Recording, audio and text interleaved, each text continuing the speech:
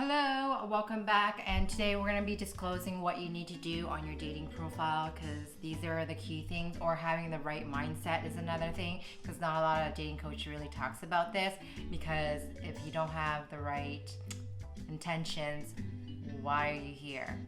So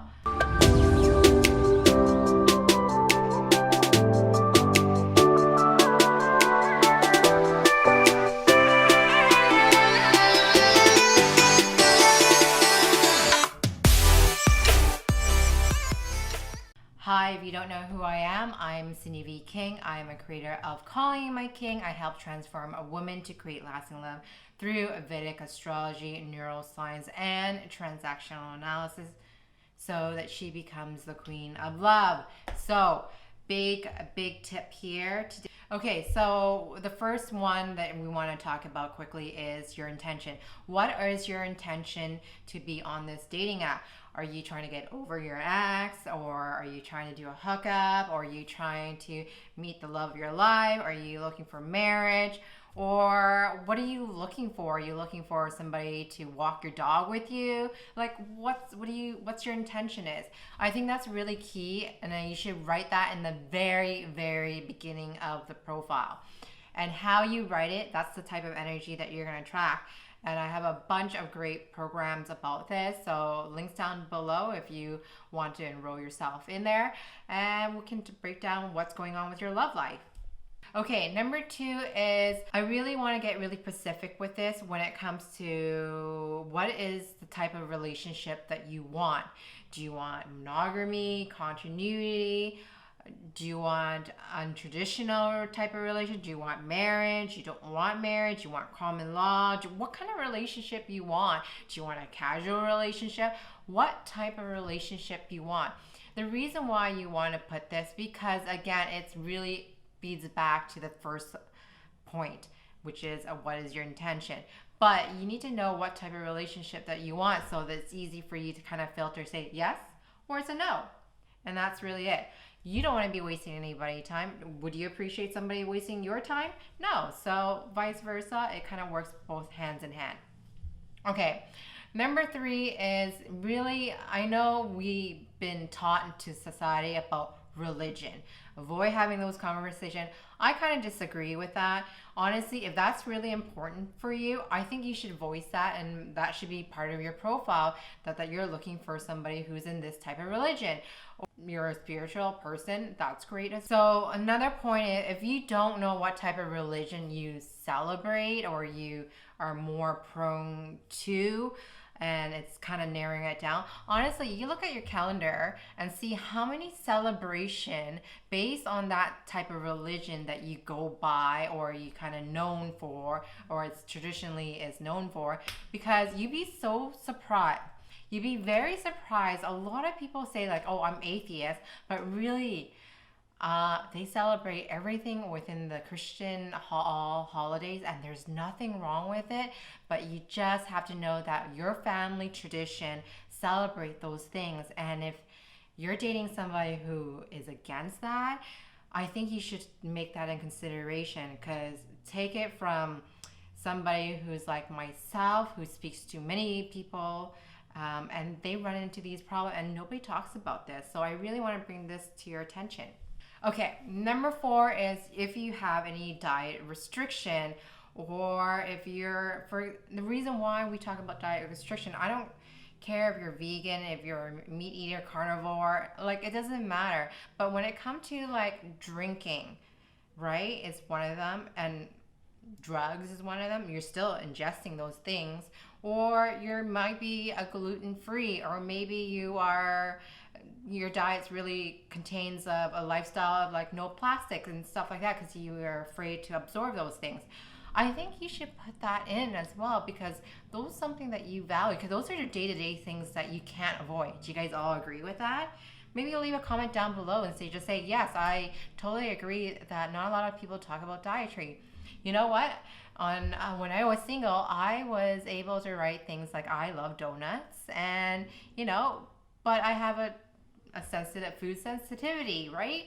But you know what? You can put on a profile if you want to, or that could be a discussion in the very beginning if that's really important to you. If you're a foodie person versus with somebody who's intermittent fasting, you guys are not going to collide because you're a foodie person and you might be a foodie blogger and the other person do intermittent fasting. So they have an eating window. So you guys need to learn how to balance that in the very beginning, because if you're not sorting this out in the very beginning and kind of discovering as you go, honestly, it's going to be a huge downfall because that wasn't a discussion first. Number 5 is you work weird hours, okay?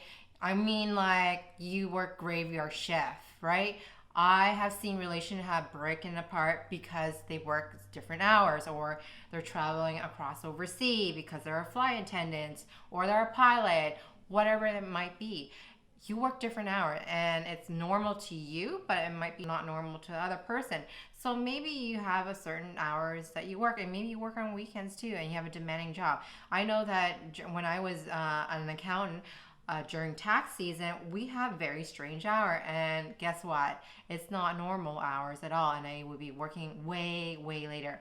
I really want to strongly point that out, but finding out maybe more of their professional hours if they have that flexibility, because if you're a type of person who wants to hang out every Sunday and they're not available because they have all working hours, well, that might be a little bit of a challenge to begin with. So, and you can see the relationship goes in and out.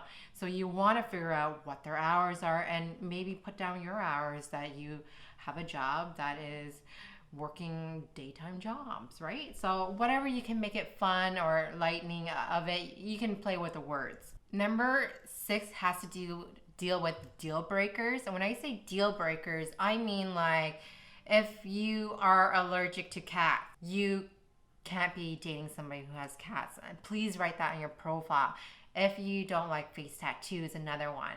Well, there's a lot of girls that are actually doing, tattooing their eyebrows and so forth. But those are the things that you might want to put in. Like, you don't like face tattoos. You don't have to voice those things, but you notice those things of yourself. Deal breakers, right? Deal breakers, not wanting to have kids, not wanting to have marriage, right? Or if you're weird about it, right? Or piercings just kind of grosses you out, or tattoo. Hey, it comes with religion, or it comes your own belief system, whatever that might be. If that's a little bit too weird for you, maybe voice those things and just have it a very light way of saying it. Number 7 is bias, but I think it's really important. If you are a police officer or you work with a police force, I don't have anything against with police force, but if you're somebody is a regular recreational, weed smoker, that's something that you kind of do casually or with your friends and stuff like that, dating a police officer might be a little bit of a challenge. You might want to say, look, I work in the police force, or something in that sort of line. You don't have to be specific of where, or you don't have to show off with your uniform or anything like that on your profile. But I think you want to disclose that because you want to deter away anybody who's like sort of like close to, breaking the law, and it's something that maybe is not good for your reputation as well. Number 8 is a weird thing to put down, but I think it's important. If you're going through a major life change, and when I say major life change, that could be anything of moving to a city, you just arrived to that city and you're just exploring the city and you're just getting to know people. So you're going to be coming off like you might not know a lot, and that's okay. But I think being vulnerable is really key. New in town, great. Or you have a new job, you're trying to juggle a new job. That could be very stressful. So maybe you don't have all the time to spend to be on this app or responding to them. So they're aware of like what your life situation is and to kind of play the ball. All right, the biggest thing about is income stressing. So you lost your job and you can write stuff like that. Hey, I'm job hunting, or you can say I'm hunting for some opportunities, whatever that you might want to put it down. But those are major life changing. It could be a recession. I think everybody can all relate if we're all in the same boat. We all agree. You don't have to do that. So use your judgment when to write these things down, because I think it's really key that if people really don't want to be spending time with somebody you're not matching up with, and this is a big thing, it's important to them. Okay, so if you like somebody who has some sort of compatibility that you're really wanting to draw in, and then for the very longest time, I wanted to draw in, for example, a triathlon, a partner who can do a triathlon with me or is into fitness, and that's really an important component. But there's also activities that maybe it's considered to be a deal breaker, because maybe I'm not trying to downgrade this. Maybe you are, like myself, is blonde and you don't want to be doing scuba diving because it might ruin your hair. I don't know about hair. I don't know about hair extension. I don't know how all that works. But what I'm trying to say to you, there are some activities out there you might kind of be like, not a big fan, because you got to show up like, hey, I have a personality. There's stuff that I like and there's stuff I don't like and I'm not comfortable with, right? Okay, number 10 is really big here that you really want to open this discussion. You can have it on your profile, but these 10 questions that you want to be able to ask with the other person. It's kind of yes or it's a no kind of thing. So you kind of move on to the next person. So number 10 has to do with parenting.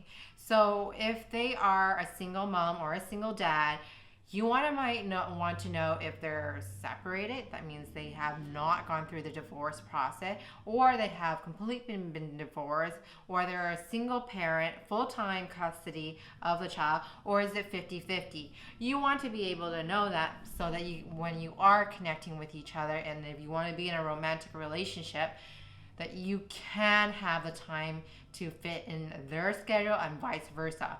So it's a two-way stream here.